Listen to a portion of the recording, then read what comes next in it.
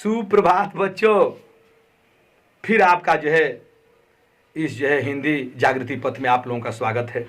और आज हम इंटरमीडिएट के संस्कृत दिनदर्शिका के पंचशील सिद्धांत लेकर आया हूं, जो सप्तम पाठ है। आज देखिए, पंचशील मिति शिष्टाचार विषय और सिद्धांत। यह पंचशील शिष्टाचार संबंधी सिद्धांत है।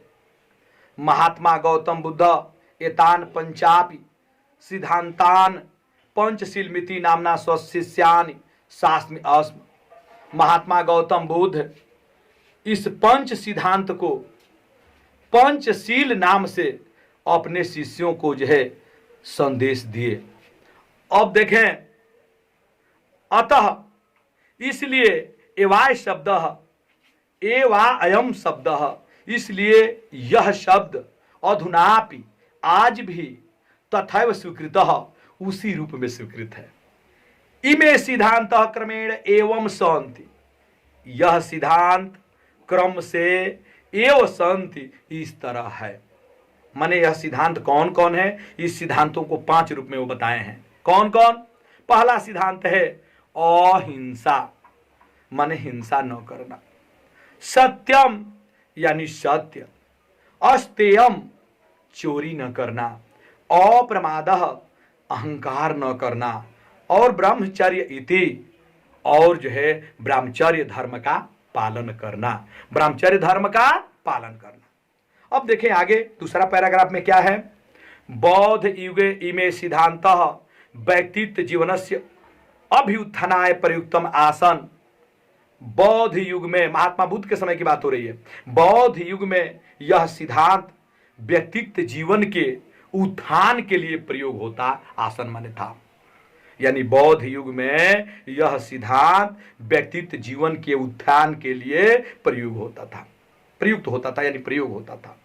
परम अद्य, लेकिन आज। परम माने लेकिन, अद्य माने आज। लेकिन आज यह सिद्धांत राष्ट्राणाम परस्परम मैत्री सहयोग करणानि बिंदु बधुतस्य विश्व शांतेश्च साधनानि सन्ति।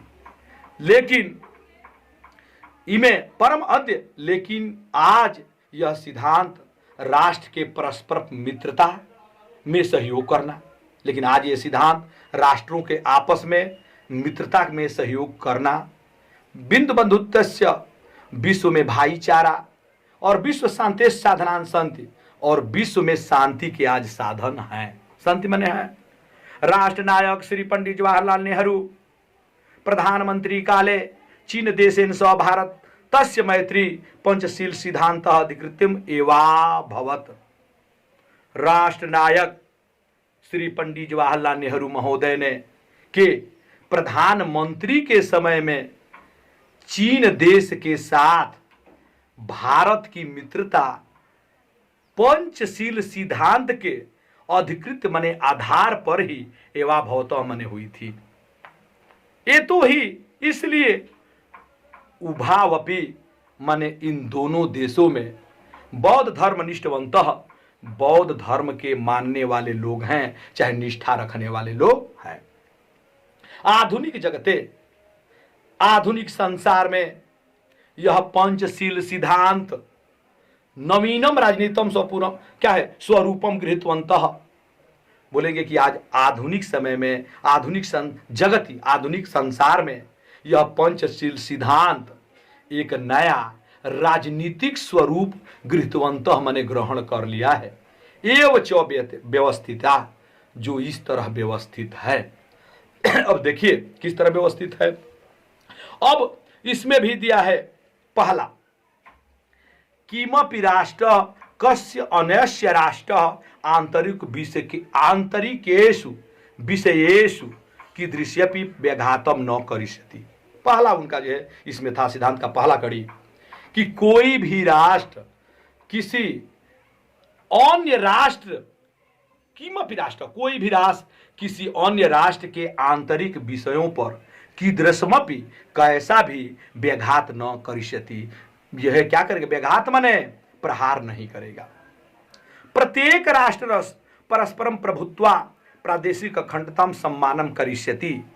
प्रत्येक राष्ट्र आपस में प्रभु सत्ता, अपनी सत्ता और प्रादेशिक अखंडता का सम्मान करेगा।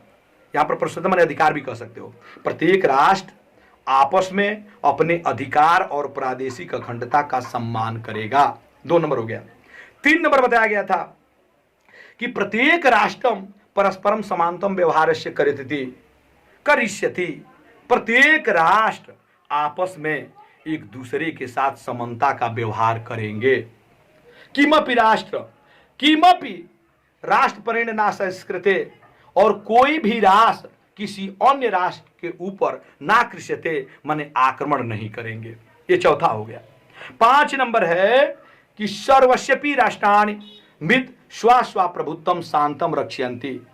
सभी राष्ट्र आपस में अपने अपने अधिकार का शांति के साथ रक्षा करेंगे। सभी राष्ट्र अपने अपने अधिकार का शांति के साथ रक्षा करेंगे। रक्षा, और इसी में अगला पैराग्राफ एक छोटा पैराग्राफ है जो 1.5 पंक्ति का है। अंत में इसका जो निष्कर्ष क्या है कि विश्वानि लिखा है, विश्वस्य यानि राष्ट्राणि शांति में इच्छति तान इमान नियमान अंकृतः पराशयस्यार्ध स्व मैत्री भावम दृढ़ कुर्वन्ति।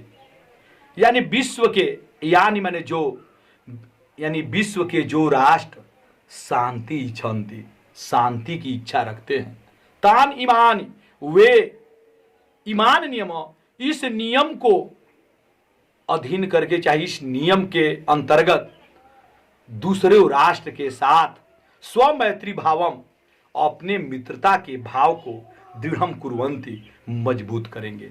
यानी विश्व के जो राष्ट्र शांति की इच्छा रखते हैं वे इस नियम को ग्रहण करके दूसरे देश के साथ अपने मित्रता भाव को मजबूत करेंगे।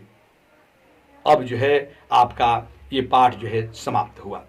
बच्चों, अगर जो भी कुछ हम पढ़ाए हैं, अगर इस पाठ में आपको अच्छा लगता है तो जरूर इसको लाइक करें, कमेंट करें तथा अपने दोस्त मित्रों को जरूर शेयर करें, क्योंकि आप लोग ने जिस तरह इस चैनल को स्नेह दिया है इसके लिए मैं आभार हूं।